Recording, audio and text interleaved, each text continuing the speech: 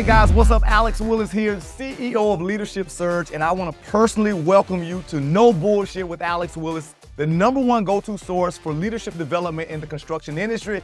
And man, do we have a show for you today. We are picking back up with our diversity, equity, and inclusion series in the construction industry, and we are talking about some very challenging words that affect each and every one of us in the construction industry. Today, we're talking about power, position, and privilege. Let's jump into the show.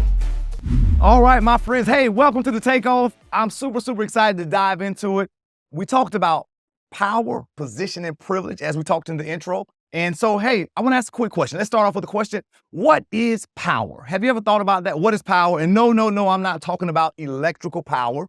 I'm talking about power that we use over others. And so when you think about it, what is it and how is power established? Now, as we travel around the country, working with construction companies and unions all over the US and in Canada, we hear all sorts of things when we talk about this word called power. We hear money. We hear things like influence. We hear things like prestige.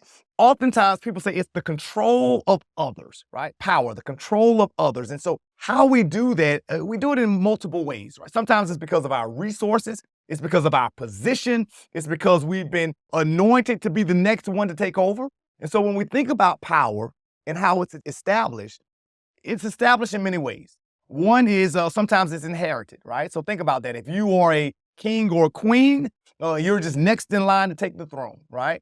Sometimes it's given, it's taken. Sometimes we take it by force, right? Sometimes it's assumed that you have power, right? So we have all types of ways that we think about power, that we define power. Now, it's important for us to think about this thing called power, because as we talk about diversity, equity, and inclusion in the construction industry, it's important for us to think about where is power in the construction industry? Who has the power in the construction industry? Now, if we're really being honest, my friends, there are multiple levels of power in the construction industry. Now, oftentimes we talk about this and people lean on the hierarchy, saying, hey, well, Alex, the power is in the senior office. So senior leadership has to take responsibility in order to make things happen as it pertains to diversity, equity, and inclusion. And I agree with that. If senior leadership doesn't buy in, it's going to be a very hard road to really begin to create belonging environments for everyone. Now, I want to remind you of that. We're talking about everyone, not just women and minorities. We're talking about Black, white, older, younger, gay, straight, transgender, you name it. We want to create belonging environments for everyone. And so senior leadership, first and foremost, has to buy into that. But secondly, where are other areas of power? Oftentimes we forget about other areas of power. Middle management has a huge role in making sure the culture of any company is consistent. So think about it this way, my friends. Senior leadership has the power at the top.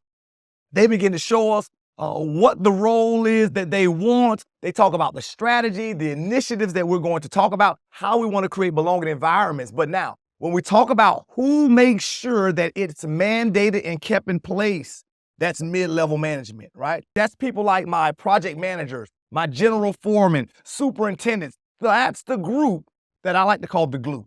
That's the glue that keeps things together. And oftentimes, because we begin to delegate and think power is in other places, that group doesn't necessarily do a great job of owning their power, right?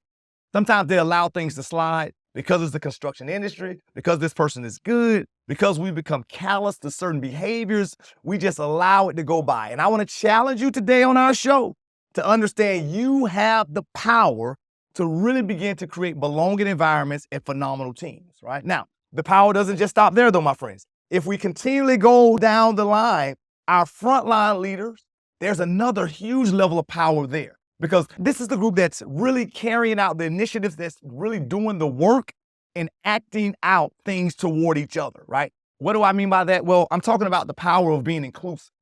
Inclusive leadership, how we interact with each other, how we treat each other, how we respect each other. We may not agree, but we can still show a level of respect, right? So I need each of you listening to our show today to understand, it does not matter, my friends, what position you have in the construction industry, be it an apprentice, be it a helper, be it a foreman, general foreman, superintendent, project manager, you have power. You have to be open to seeing that and realizing that, and be willing to use your power in order to create belonging environments. Sometimes we get caught up in this thing that I like to call the bystander effect. We hear things, we see things that we don't agree with, and we assume that someone else is going to step in and step up. And oftentimes that doesn't happen because everyone's assuming that someone else is going to step up. We're challenging you, my friends, to understand your power and understand that it's important that you think about stepping up and doing that, right? So how can you learn more about your power? Well, we won't go deeper into it in this show today, but there's a book called The 48 Laws of Power. Man, it is a phenomenal read, my friends. It talks about all the areas of power that we have out there, that we have at our disposal to use to help us out. Now, I'm going to highlight just a few of them in this segment. Number one is physical power. Now, think about that. All of us, we see size at times. And so sometimes the bigger you are, the more power you have, and you can use your voice just because you're big, right?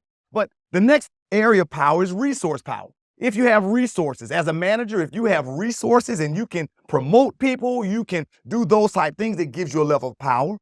The third is positional power. Just because the company has given you a position, it gives you a form of power that you can use. But oftentimes we forget these next three. The next three, it's expert power. Think about that, my friends.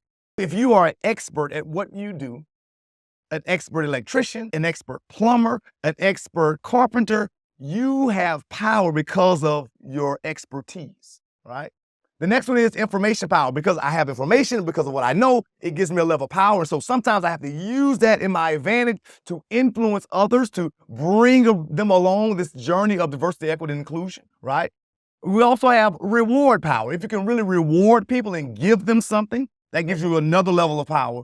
Network power, who you're connected to. Oftentimes, if you have a great relationship with your local union, with your general foreman, with your superintendent, you can really begin to use that network to sway people to understand the power of belonging, right? And then there's negative power. For that person who can add consequences to someone's life, it gives you a level of power. I want you to think about it from a parental standpoint. Each of us, if you have children, you have negative power because you can tell your kids, damn it, you're on punishment for 3 months, right? And guess what? They begin to do what you say at times, and you can influence them to use that. But the strongest one of all, my friends, is personal power. It's me knowing my voice, me being willing to stick up with my values, sticking up for what's right. It's personal power. And every one of us, we may not have those other ones at times, but every one of us have personal power.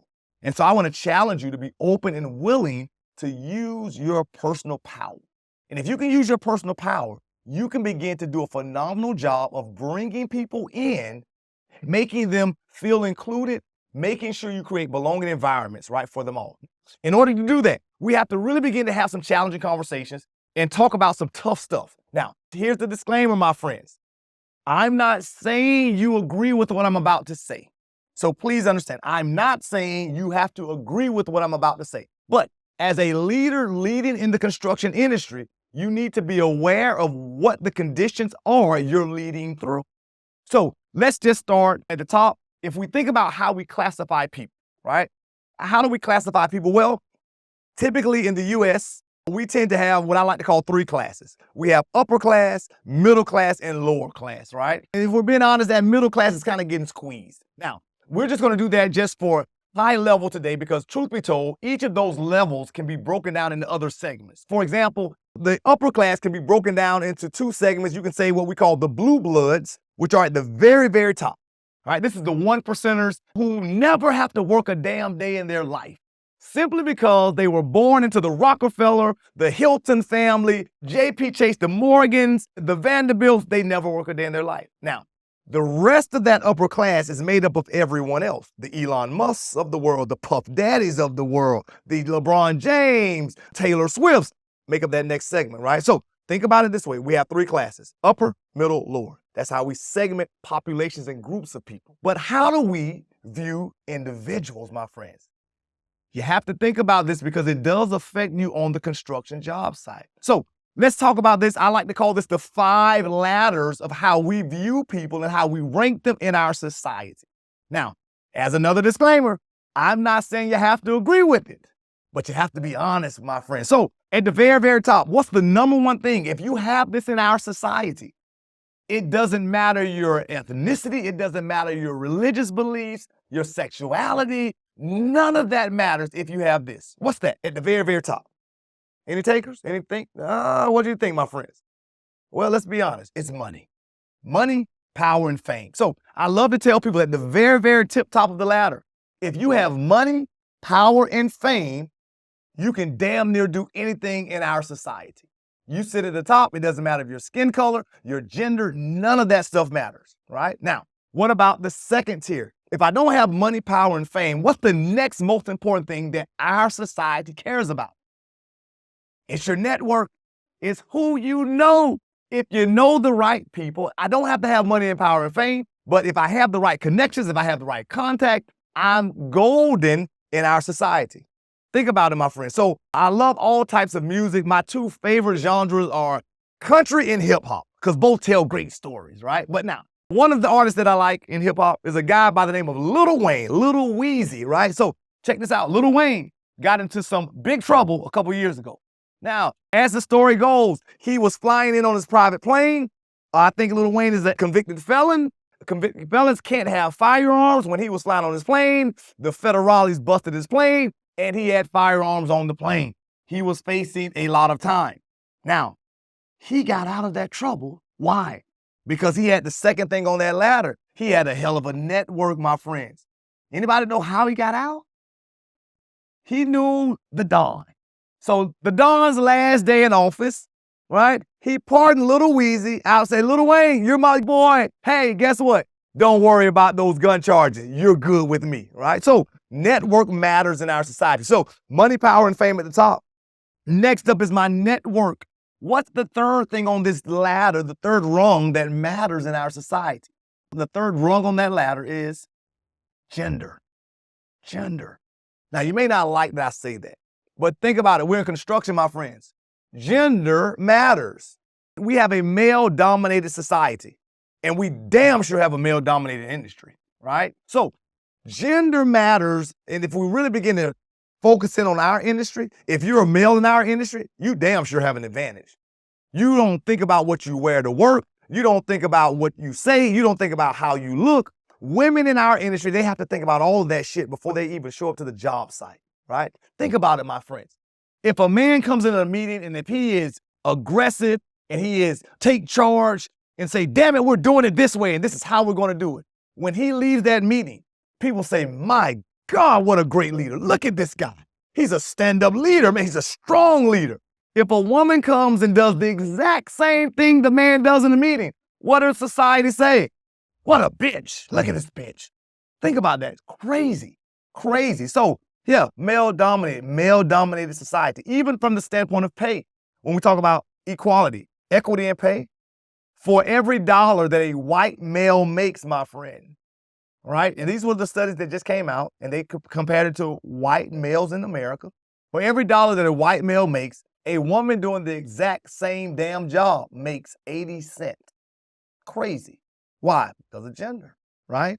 Now, let's go to number 4. So let's go back, recap. We have money, power, and fame. We have network. We have gender. Under gender, number 4 is ethnicity, what you look like in our society. Skin color matters. We may not like to hear that, but oh man, we tend to discredit a lot of people. Oftentimes, especially in construction. I had a Hispanic electrician come up to me and said, Alex, I'm tired of people thinking I'm a damn drywaller. I'm a damn electrician. Why? Because they would associate his ethnicity with being a drywaller because they had a lot of Hispanic drywallers on site. And so they would quite frequently tell, hey, dude, the drywaller's over there. The drywaller's over there, right? So ranking of our ethnicity matters in our society in how we look at people and how we view people, right? Going back to gender for a second, I want you to think about this, my friends. Even gender is broken up by ethnicity, all right? So think about this. The levels there, when we talk about equity and pay, at the very, very top of that, making that 80 cent that we just talked about, are Asian women. But at the very, very bottom, Hispanic women. Think about this, my friends. For every dollar that a white male makes, A Hispanic woman doing the exact same damn job makes 63 cents. So even stereotypes sometimes rank in people's favor, right? Now, so we have money, power, and fame. We have network. We have gender. We have ethnicity. And at the very, very, very bottom, my friends, of that ladder, we have disability, and more so visible disabilities. If someone's disabled, we discredit everything about their skill set simply because of their visible disability or sometimes mental disability, right? So I want you to think about that for a second. If we have a Hispanic woman who has a disability, who has no money, no power, no fame, and no network, where does she fall in our society? That's a tough one, my friends. We're going to delve more into this in the next segment, but I want you to chew on that for a second.